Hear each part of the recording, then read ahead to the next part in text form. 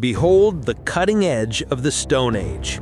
It is not a crude club-like stone, but a work of breathtaking art and lethal precision. A Neolithic blade so perfectly formed that its edge, fractured at a molecular level, is sharper than modern surgical steel. But the true miracle of this object is not its sharpness, it is its location. This blade was unearthed nearly 1,000 miles from the nearest volcano. In a world without roads, without beasts of burden, without currency, how did this razor-sharp piece of a volcanic eruption travel across a continent? This documentary will investigate the answer to that question. It is the story of humanity's first great technological obsession, the story of the first long-distance ancient trade, and the story of the very first economic revolution. To understand this revolution, we must travel back more than 10,000 years to the dawn of the Neolithic Age. Humanity stood at a precipice. The great ice sheets had retreated, and across the globe, small scattered communities were taking the first tentative steps towards agriculture and permanent settlement. Their world was small, defined by the horizon they could walk to and the resources they could gather. For these early societies, the unforgiving calculus of survival was a daily reality, and the difference between life and death often came down to the quality of their toolkit. Into this world of stone and bone, a new material appeared, a substance born from the fiery heart of the earth, obsidian. This was not just another rock, it was a revolutionary technology. This natural volcanic glass could be fractured with incredible precision to create tools of unparalleled sharpness. For hunting, for butchering, for defense, and for ritual, obsidian represented a quantum leap in capability. It was the ultimate cutting edge, and a demand for this prehistoric high-tech material would change the course of human history. It would force us to invent something entirely new, a long-distance economy. Our investigation will follow the journey of this remarkable material, tracing the invisible lines of connection that it forged across the prehistoric world. We will travel to the volcanic sources where this black glass was born and witness the rise of humanity's first specialists, the miners and master craftsmen who dedicated their lives to producing these perfect tools. We will journey along the prehistoric highways, the perilous, unwritten pathways on land and sea that formed the arteries of this nascent global trade. We will reveal the modern scientific techniques that act as a time machine, allowing archaeologists to read the invisible chemical fingerprints in the stone and map these ancient networks with stunning accuracy. Most profoundly, we will explore how the quest for this single resource shattered the self-sufficiency of local communities, forcing them into a web of mutual dependency. This was more than just swapping rocks. The obsidian trade sparked the very birth of economic specialization, created the first status symbols, and laid the first tentative blueprint for an interconnected human economy. This is the story of how the demand for a better tool gave birth to the modern world. To understand the first great economic boom, we must begin with its foundational resource, obsidian. It is a material of profound and beautiful contradictions. It is cool to the touch, yet born of the most extreme heat imaginable. It is brittle, yet created tools of unparalleled strength and sharpness. And while it appears simple, a black, lustrous glass, its internal chemistry holds a secret, a unique signature that allows us to follow its journey across the millennia. Obsidian was not just a rock, it was a geological treasure, a material born not in the slow grind of geology, but in the instant of catastrophic volcanic violence. The creation of obsidian is a rare and specific geological event. It begins deep within the Earth's crust, with a type of magma rich in silica, the same fundamental component of sand and quartz. As this felsic magma erupts onto the surface as lava, a critical race against time begins. If this lava were to cool slowly, over thousands of years, the silica molecules would have time to arrange themselves into orderly crystalline structures, forming common rocks like granite. But the secret to obsidian is speed. When this silica-rich lava cools with extreme rapidity, often by flowing into a lake or an ice sheet, the molecules are frozen in place before they have a chance to crystallize. They are locked in a disordered, chaotic state. It is, in essence, a frozen liquid. This rapid, structureless cooling is what creates a natural glass, a substance that breaks not along flat, crystalline planes, but with a smooth, curved, and predictable pattern. This specific set of geological conditions means that obsidian is not found everywhere. Unlike flint or chert, which can form in sedimentary rock all over the world, obsidian sources are incredibly rare, tied exclusively to specific volcanic regions. These were not random hills. They were the primary resource nodes of the Neolithic economy, the fixed points on the map from which all trade would flow. In the ancient Near East, the most important sources were the volcanic cones of Anatolia in modern-day Turkey, such as Goluda and Bengal. In the Aegean, the small rugged island of Melos was the sole vital source for the entire region. Across the world, other key sources fueled other nascent economies: the islands of Lipari off Italy, the mountains of Hungary, and thousands of years later, the massive volcanic deposits that would power the empires of Mesoamerica. The fixed, rare nature of these sources is the fundamental economic principle of this story. If you wanted the best, you had to get it from a specific place.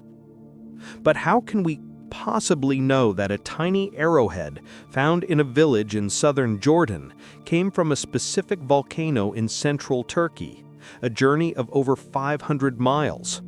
The answer lies in the secret held within the glass itself, its geochemical fingerprint. Just as a human fingerprint is unique, the chemical signature of each volcanic eruption is a one-of-a-kind event. As the magma forms, it absorbs a unique cocktail of trace elements from the surrounding crust, tiny amounts of rare metals like rubidium, strontium, zirconium, and yttrium.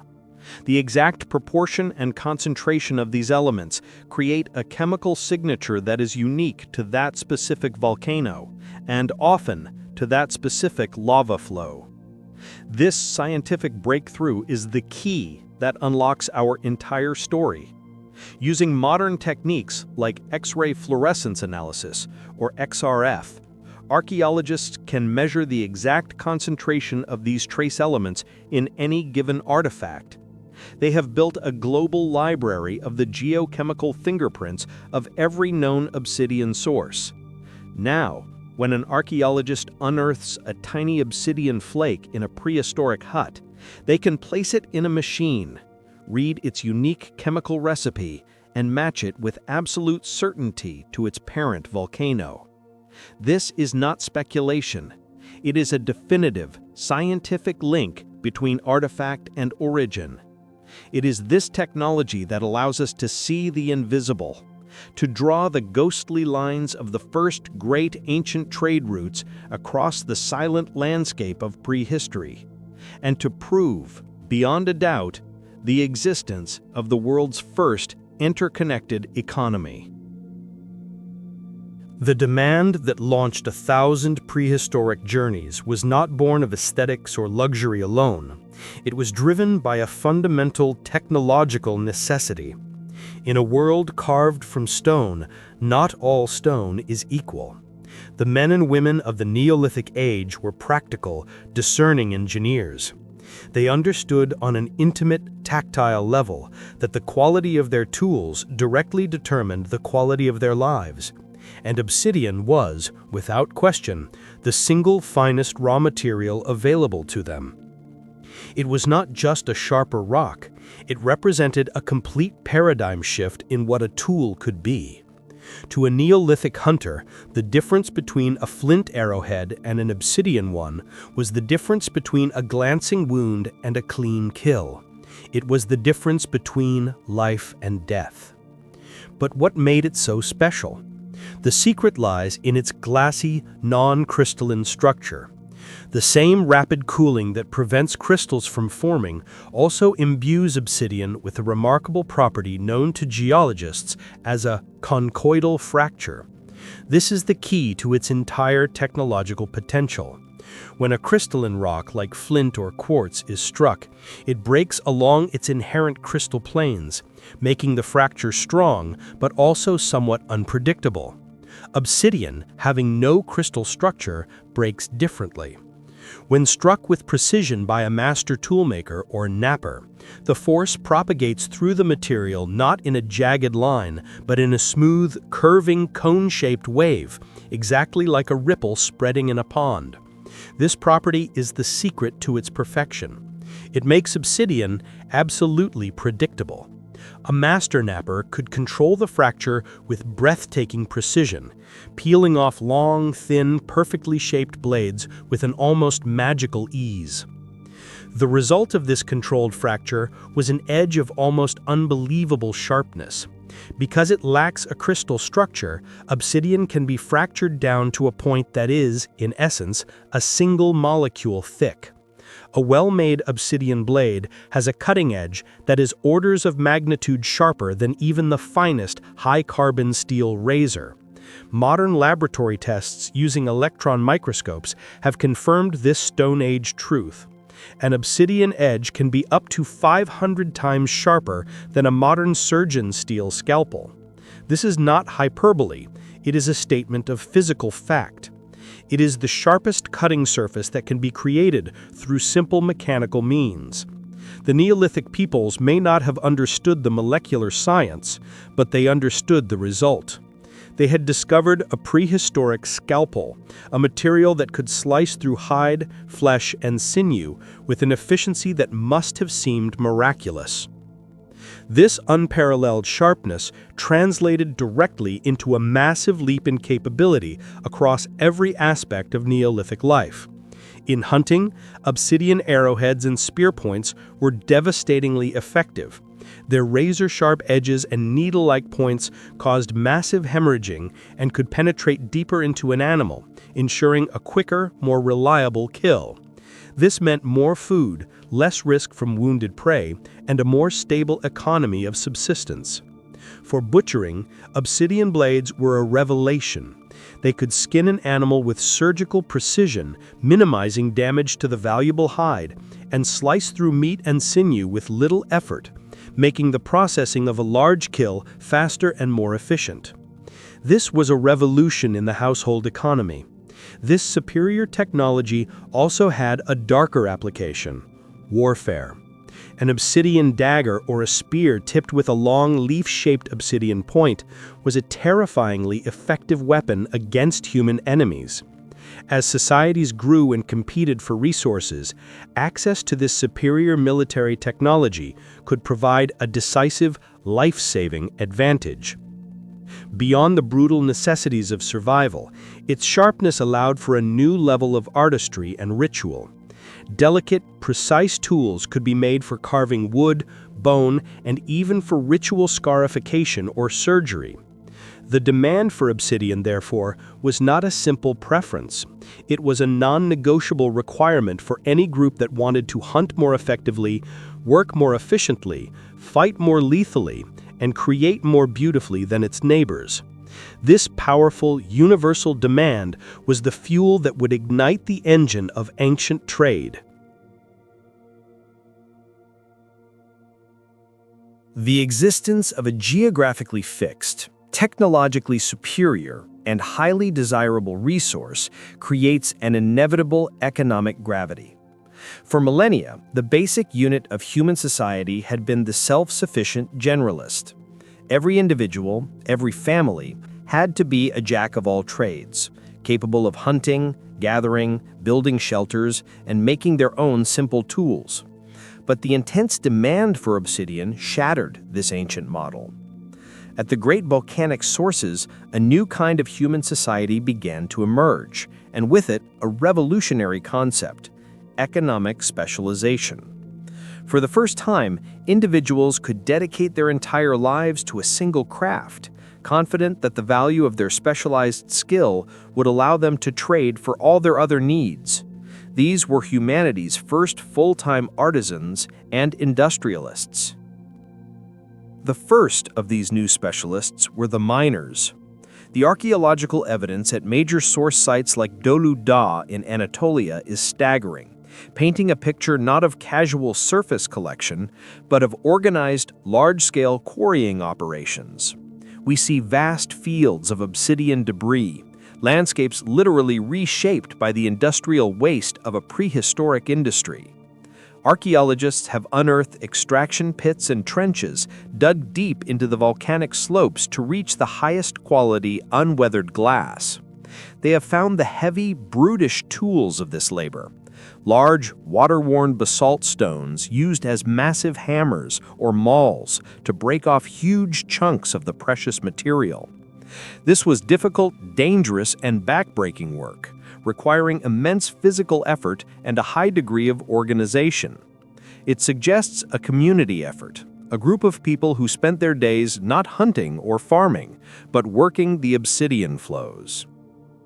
Once the raw material was hewn from the earth, it passed into the hands of the second and perhaps more revered group of specialists, the master knappers.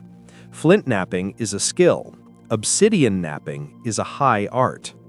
The material's predictable conchoidal fracture allows for breathtaking precision, but it is also unforgivingly brittle. A single misplaced strike, a moment's miscalculation of force or angle, and a perfect, valuable core can shatter into worthless fragments. Becoming a master knapper required years, perhaps a lifetime, of dedicated practice, a deep, intuitive understanding of the stone's inner tensions, and a surgeon's control over force and percussion. This was not a skill that every hunter could casually acquire.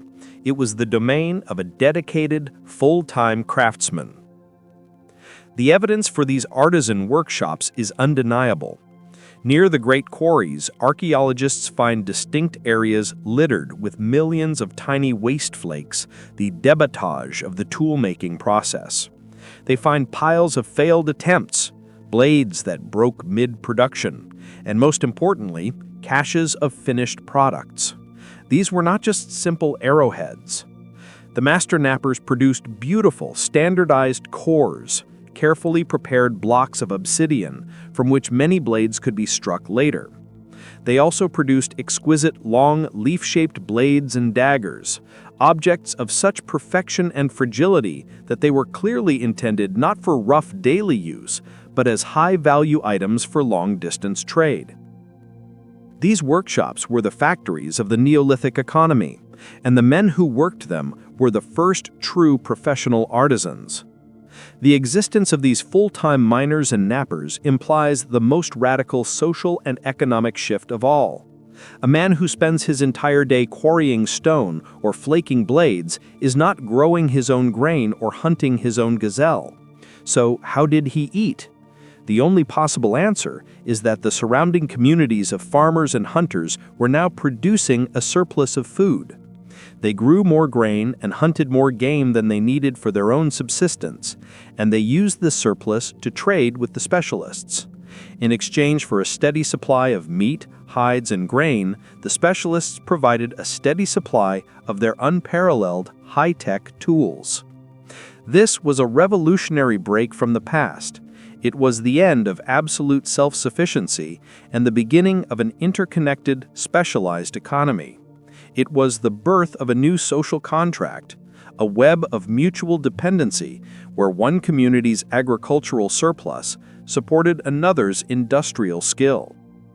This new societal model, born from the demand for a sharp black stone, was in many ways more transformative than the material itself. It was the blueprint for the complex, specialized societies that would eventually build the world's first cities. The specialists at the volcanic sources had mastered production. The communities far away held an intense demand, but between them lay the vast, untamed wilderness of the Neolithic world. The critical question remains, how did the obsidian get from A to B? In a world without the wheel, without paved roads, and without domesticated beasts of burden like the horse or the donkey, the movement of goods on this scale seems almost impossible. The answer lies in the creation of the world's first great supply chains, the prehistoric highways. These were not physical roads of stone, but well-trodden, invisible pathways of human connection, arteries of ancient trade that pulsed with the flow of this vital volcanic glass. Archaeologists have identified two primary models for how this trade was conducted, each representing a different level of social and economic complexity. The first, and perhaps earliest model, was one of direct procurement. This would have involved epic, long-distance expeditions undertaken by small, daring groups of people. A band of hunters from a village hundreds of miles from the source, desperate for the technological advantage of obsidian, would embark on a perilous journey that could last for weeks or even months. They would travel on foot, navigating by the stars, by the contours of the land, and by a deep, memorized knowledge of the landscape passed down through generations. They were the pioneers of long-distance travel, their journeys a testament to the immense value they placed on this material.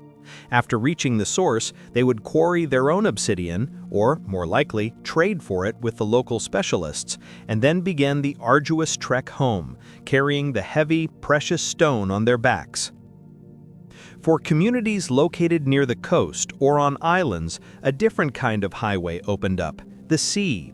The obsidian source on the Aegean island of Melos is a perfect example. To access it, Neolithic sailors had to undertake dangerous open-water crossings in primitive boats, likely simple dugout canoes or vessels made from reeds. These were the world's first maritime traders, their voyages a high-risk, high-reward enterprise. The archaeological evidence is clear. Malian obsidian is found in Neolithic sites all across mainland Greece and Crete. Proof that these early mariners were a vital link in the supply chain, moving tons of the material across the sea. These early sea lanes were the first phase of the great Mediterranean trading networks that would one day be dominated by the Phoenicians and the Greeks. The second and more complex model of trade was a system known as down-the-line exchange. In this model, the obsidian was passed from one village to the next in a long chain of transactions. A village close to the source might acquire a large quantity of obsidian directly from the miners. They would keep what they needed and trade the surplus to their neighbors a little further away, likely in exchange for high-quality flint, exotic seashells, or food. This neighboring village would then do the same, trading their surplus to the next village down the line.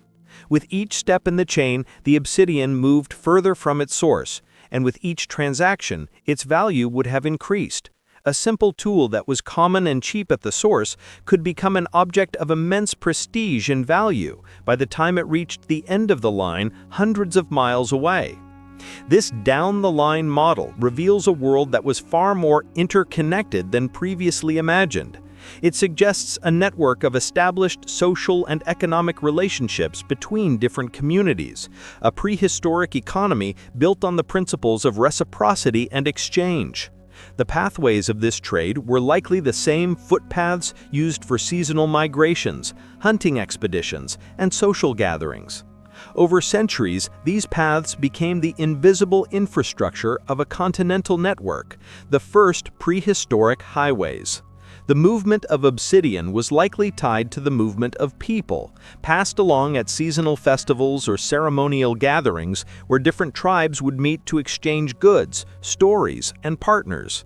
This was not just a supply chain, It was the birth of a social and economic fabric that tied disparate peoples together in a shared web of desire for a single, sharp, black stone.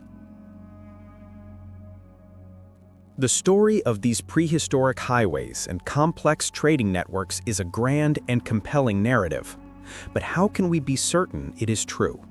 How can we move beyond educated guesses and prove, with scientific certainty, that a specific obsidian blade found in a hunter's grave in the swamps of the Netherlands originated on the Italian island of Lipari, over 1,000 miles away? The answer lies not in traditional archaeology, not in the study of potsherds or building foundations, but in a powerful intersection of geology, physics, and chemistry. Modern science has given us a time machine, a way to read the invisible signature hidden within the stone itself. This is the science of sourcing, the irrefutable proof that underpins our entire understanding of the first global economy.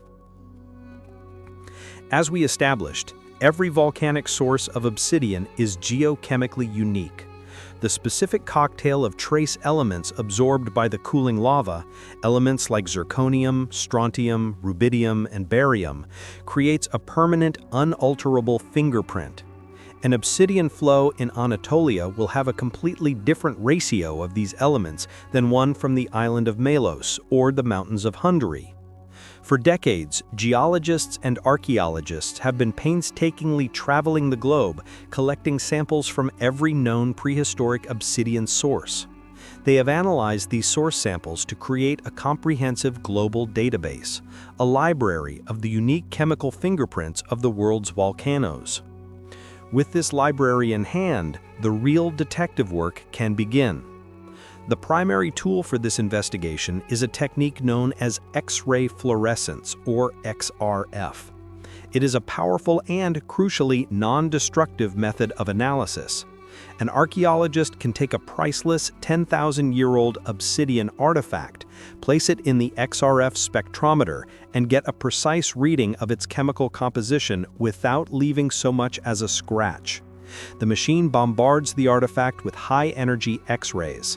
This energy excites the atoms of the trace elements within the obsidian, causing them to fluoresce and emit their own secondary X-rays. The spectrometer reads the energy level of these secondary X-rays, which is unique for each element. In a matter of minutes, the machine produces a perfect chemical fingerprint of the artifact, a precise recipe of its trace element concentrations. This is the moment of revelation, the point where a silent, inanimate object begins to speak. The archaeologist then takes the fingerprint of the artifact and compares it to the global library of source fingerprints. The match, when found, is often perfect and unambiguous.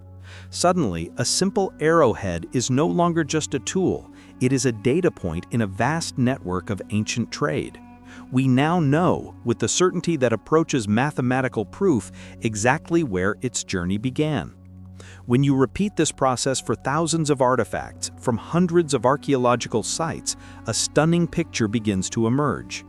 The data points begin to connect, and the invisible lines of the prehistoric highways appear on the map. We can see the clear, undeniable pathways of exchange. We can see the down-the-line effect, where the percentage of obsidian from a specific source decreases steadily the further you get from the volcano. We can identify the territories of different trading networks, seeing where the obsidian from Anatolia meets the obsidian from the Aegean. We can even spot anomalies, like a single, high-quality dagger found hundreds of miles beyond its normal trade zone, hinting at a story of a particularly epic journey or a high-status gift. This scientific evidence transforms our understanding of the prehistoric world. It is no longer a collection of isolated primitive tribes. It is a dynamic, interconnected landscape bound together by the arteries of a surprisingly sophisticated prehistoric economy, all revealed by the faint elemental glow of a volcanic fingerprint. The story of obsidian begins with the physics of a sharp edge. But its true impact on human history lies in the complex alchemy of human desire. Any object that is both incredibly useful and incredibly difficult to obtain is destined to become more than just a tool. It transforms. It begins to accumulate new layers of meaning, prestige, power, and sacredness. This was the ultimate destiny of Obsidian. As it traveled along the prehistoric highways, its value shifted from the purely practical to the profoundly social.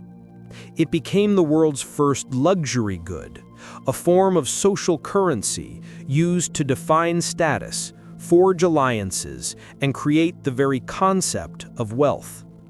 This profound social shift marks the moment the Obsidian trade began to shape not just how people lived, but how they lived with each other. The most compelling evidence for this transformation comes from the silent testimony of the dead. In Neolithic cemeteries across the Near East and Europe, archaeologists have unearthed a clear pattern of social differentiation. The graves of most individuals are simple, containing perhaps a few pottery vessels or bone tools. But the graves of a select few are astonishingly different. These elite individuals were buried with caches of magnificent obsidian artifacts, not crude, everyday blades, but dozens of perfectly matched, flawlessly crafted, and often completely unused spearheads and daggers. These were not the tools of a hunter, they were the treasure of a king. By placing this immense value in the ground, these societies were making a powerful statement. This material was so precious, so central to the deceased's identity and power in life, that it was essential for their status in the afterlife. This is the birth of wealth inequality, made visible in the archaeological record.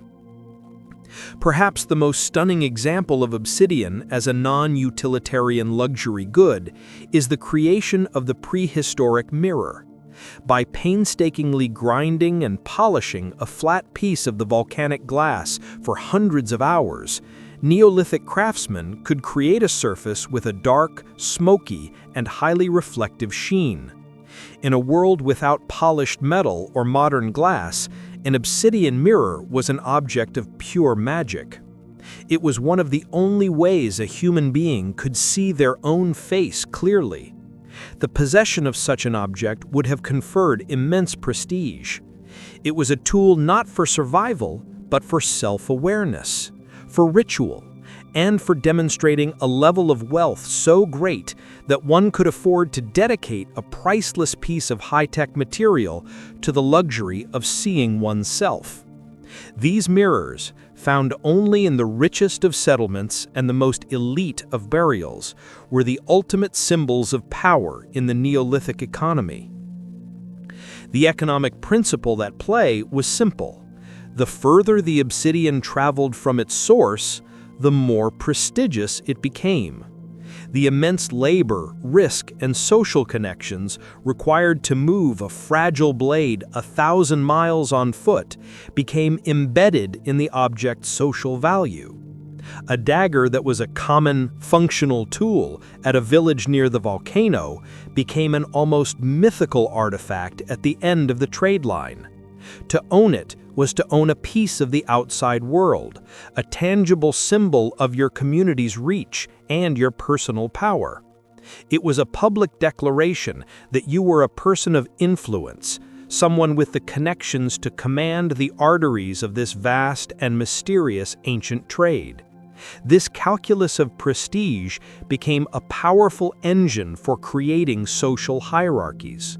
In previously egalitarian societies, obsidian became a tool for ambitious individuals, the big men or early chieftains, to consolidate power. By controlling the local distribution of obsidian, a leader could reward his followers, create social debts, and build a network of obligation. The ability to give the gift of a fine obsidian blade was a political act, a way of binding the community to your authority.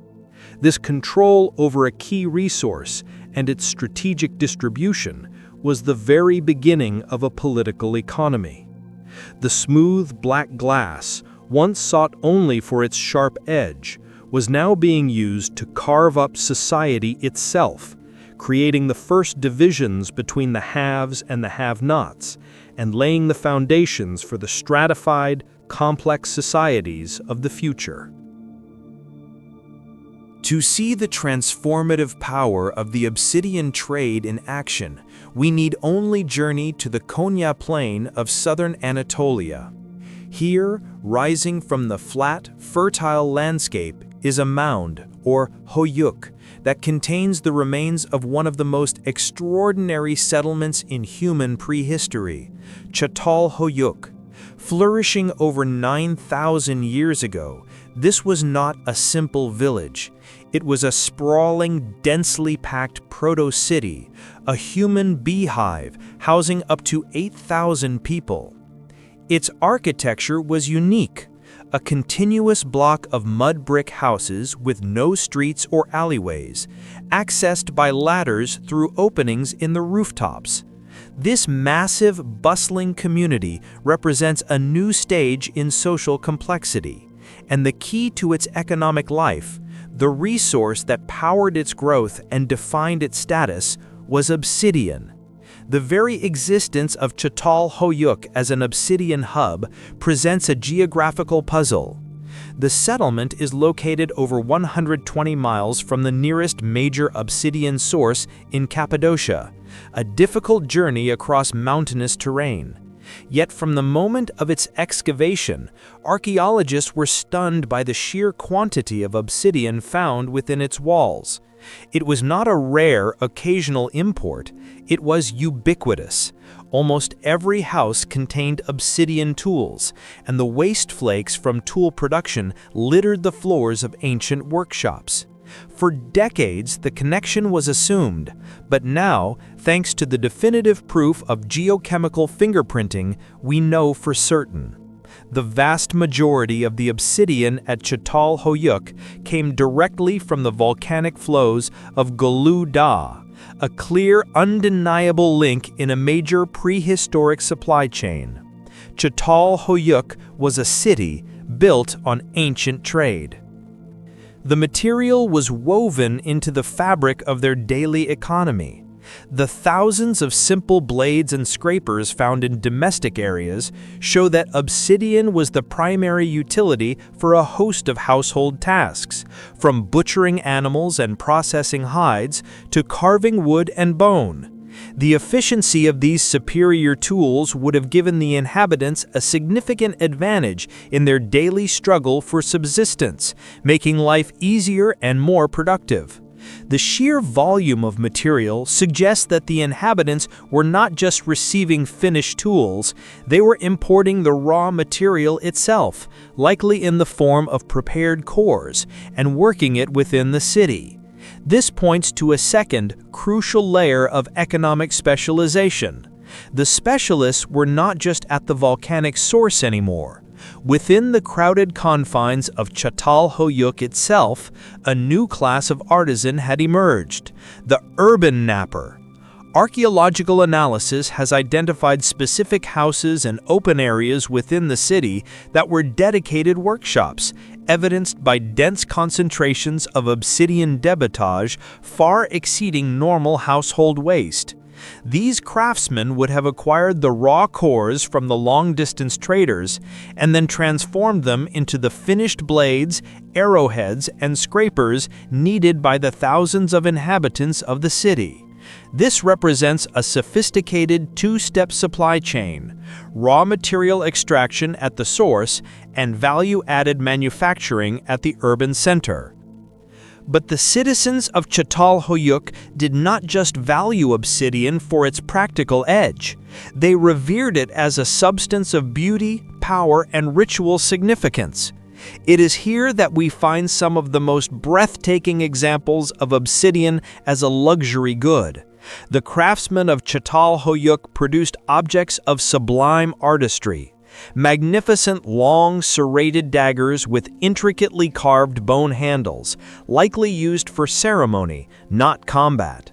And most famously, they created the magical obsidian mirrors.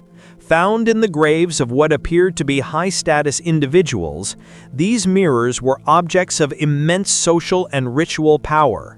The evidence strongly suggests that Chatal Hoyuk was not just a consumer of obsidian, but a major center for the production and potential redistribution of these high-value luxury items, a hub at the very center of the prehistoric economy of prestige.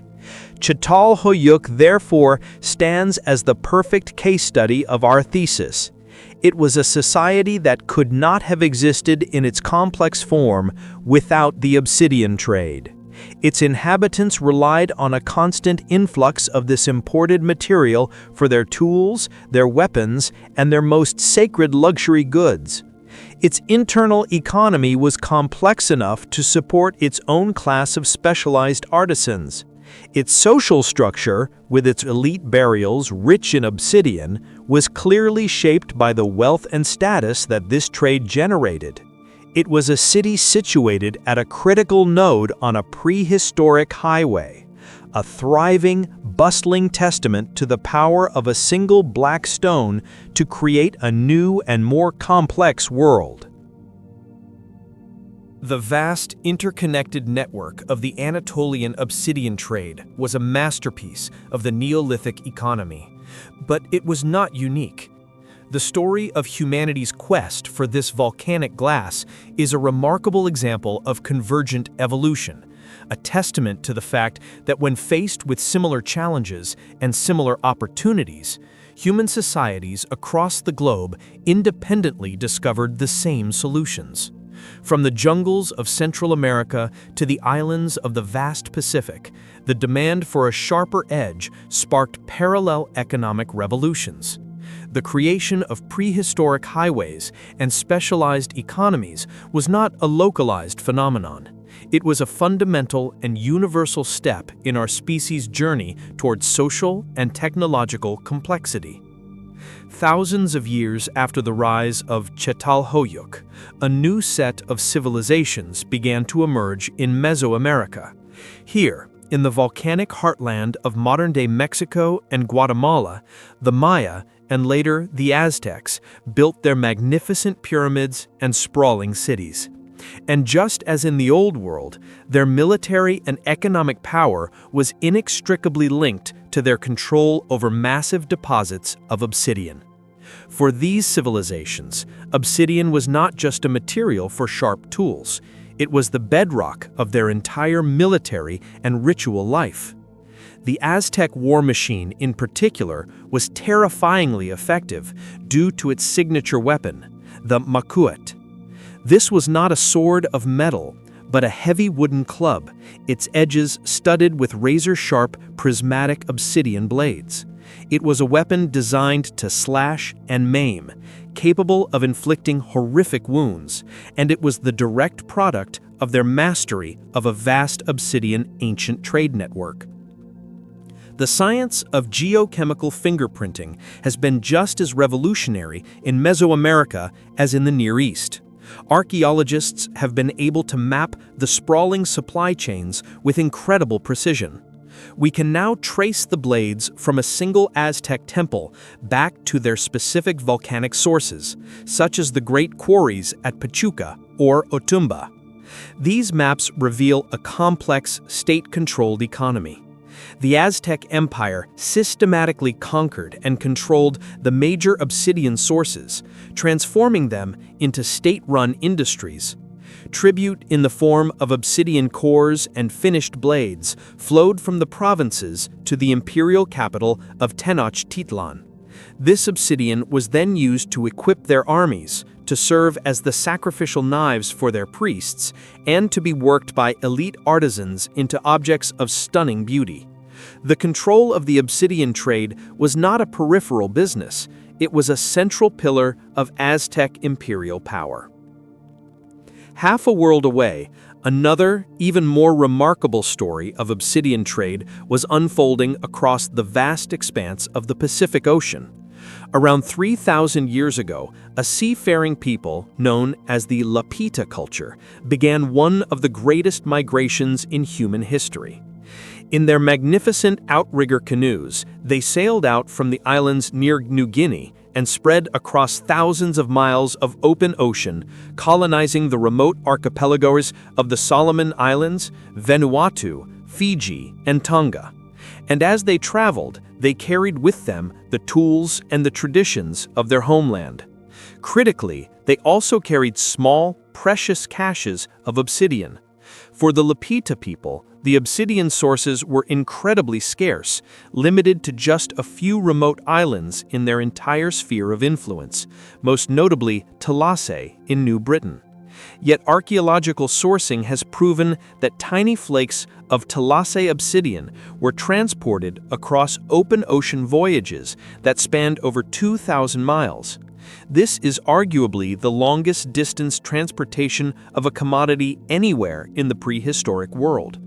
For these master navigators, obsidian was more than a tool. It was a lifeline.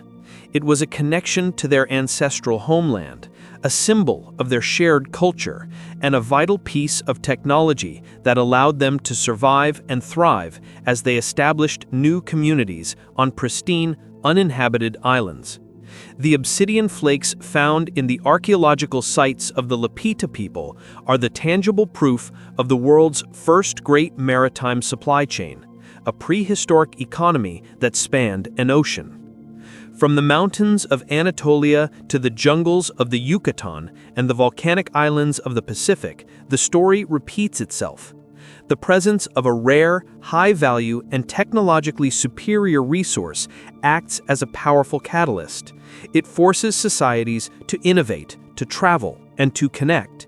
It shatters isolation and creates the first long-distance networks of exchange and dependency. The story of obsidian is a global story. It demonstrates that the invention of trade was not a singular event, but an innate human response to the timeless desire for a better and more prosperous life. Every technological paradigm, no matter how dominant or revolutionary, eventually reaches its end. For millennia, obsidian had been the undisputed pinnacle of cutting-edge technology, the most sought-after material in the prehistoric world. The vast and intricate trading networks built around it were the arteries of the Neolithic economy, a system that seemed as permanent as the stone itself. But as the Neolithic age gave way to the Chalcolithic and the Bronze Age, a new and even more transformative technology began to emerge from the furnaces of the Near East. This was the science of metallurgy, and its arrival would spell the end of the Age of Stone. The decline of the obsidian trade was not a story of collapse, but of obsolescence, a quiet fading away as a new and more powerful material rewrote the rules of technology, warfare, and the very nature of the ancient trade itself. The first metal to be widely exploited was copper. Initially, it was likely prized for its decorative qualities, its reddish, lustrous sheen. But early metalworkers soon discovered its secrets. They learned that copper was malleable. It could be hammered into shapes. And, most critically, they learned that it could be smelted. Heated to a high temperature, melted into a liquid, and cast in a mold to create any shape imaginable. This was a fundamental breakthrough, a complete departure from the reductive technology of stone knapping. A knapper started with a block of stone and chipped away at it, a process where a single mistake could destroy the entire object. A metalsmith, however, used an additive process. He could create complex, standardized shapes on demand, and, most importantly, if he made a mistake or a tool broke, the metal was not lost. It could simply be melted down and recast. It was a recyclable, endlessly reusable resource. For the first time, humanity had a material that could rival obsidian's sharpness. A well-honed copper dagger could be made nearly as sharp as an obsidian one. But its true advantage was not its sharpness, but its durability. Obsidian is a glass, and like all glass, it is brittle. An obsidian blade, while sharp, could shatter on impact with bone or another hard surface. A copper blade, however, was ductile. If it struck a hard surface, it might bend or be dented, but it would not shatter. A dent could be hammered out, A tool broken could be reforged. This durability made copper, and later its much harder alloy, bronze, a far superior material for the rough and tumble of warfare and heavy-duty work. A bronze sword could parry a blow without shattering. A bronze axe could chop down a tree far more effectively than a stone one. The economic consequences of this new technology were profound. The production of metal tools could be decentralized in a way that obsidian never could. While obsidian could only be found at a few rare volcanic sources, metal could be made almost anywhere. The raw material, copper and tin ore, still needed to be mined and traded, giving rise to new and even more complex networks of ancient trade. But the final manufacturing process, the smelting and casting, could be done by any community that possessed the two key technologies, the furnace and the mold. A local blacksmith could now produce tools that were nearly as effective as the ones that once had to be imported from hundreds of miles away. This shattered the natural monopoly of the old volcanic sources. The great prehistoric highways that had carried obsidian for thousands of years began to fall quiet. The demand for the black volcanic glass did not vanish overnight, but it plummeted. It was still used for certain specialized tasks and for ritual objects, but its role as the dominant, essential high-tech material was over. The great quarries of Anatolia slowed their production. The master knappers, whose skills had once been the pinnacle of industry, found their craft increasingly obsolete. The settlements like Chatal Hoyuk, whose economies had been so deeply intertwined with the obsidian trade, either adapted to the new economy of metals or faded into obscurity. The Bronze Age had arrived, and with it a new economic order. The world was no longer powered by sharp, black glass, but by the gleaming, durable, and endlessly versatile power of metal. The age of stone had come to its quiet and inevitable end. Our investigation began with the mystery of a single, impossibly sharp obsidian blade found 1,000 miles from its volcanic home. We sought to understand how and why this object undertook such an epic journey in a world before the wheel. Having traced its path from the fiery heart of a volcano through the hands of the first industrial specialists and along the invisible pathways of prehistoric highways, the evidence compels a clear verdict. The quest for obsidian was the catalyst for humanity's first great economic revolution. The ancient trade in this volcanic glass was not merely an exchange of goods. It was the force that shattered the isolation of prehistoric communities and sparked the very concepts of a networked economy, long-distance supply chains, and specialized labor. We have established that the unique geological properties of obsidian gave it a decisive technological advantage. Its conchoidal fracture allowed for the creation of blades with a sharpness that would not be surpassed until the modern era. This unparalleled utility created an intense and widespread demand, a powerful gravitational pull that reshaped the human landscape. Our investigation has proven, through the definitive science of geochemical fingerprinting, that this demand was met by a vast and sophisticated network of trade. We have mapped the prehistoric highways, the arteries of exchange that stretched for hundreds, even thousands of miles across continents and open seas. This was not random, occasional contact. It was a structured, sustained, and economically vital system of exchange, the first true global economy. Crucially, we have shown that this trade network did more than just move a material. It fundamentally reshaped human society. At the volcanic sources, it gave birth to economic specialization. For the first time, communities of full-time miners and master knappers could emerge, trading their unique skills and products for the subsistence goods they needed to survive. This division of labor was a radical departure from the self-sufficiency of the past and a critical step towards social complexity. Furthermore, as obsidian traveled further from its source, its value transformed. We have seen how it evolved from a practical tool into the world's first luxury good and status symbol. The control of its distribution became a tool for creating social hierarchies, for building political power, and for defining the very concept of wealth. The Obsidian trade, therefore, was not just an economic activity, it was a social one, an engine that carved out the first lines of inequality and leadership within previously egalitarian societies. Therefore, the final conclusion of our investigation is this: the Obsidian trade was the blueprint for the modern world. The fundamental principles that drive our own complex global economy, the pursuit of superior technology, the establishment of intricate supply chains to move resources from source to consumer, the specialization of labor, and the creation of value through social desire were not invented in the Industrial Revolution or the Age of Sail. They were born in the Stone Age. The Obsidian trade was the first draft, the proof of concept, that demonstrated the immense power of an interconnected and interdependent human society.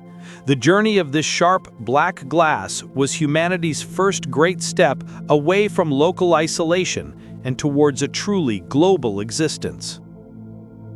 The age of obsidian eventually gave way to the age of metal. The great prehistoric highways, once pulsating with the movement of this precious glass, slowly faded as new materials and new technologies created new economic realities. But the end of the trade does not diminish its profound legacy. The innovations sparked by the quest for obsidian were not written in stone, but in the very fabric of human society.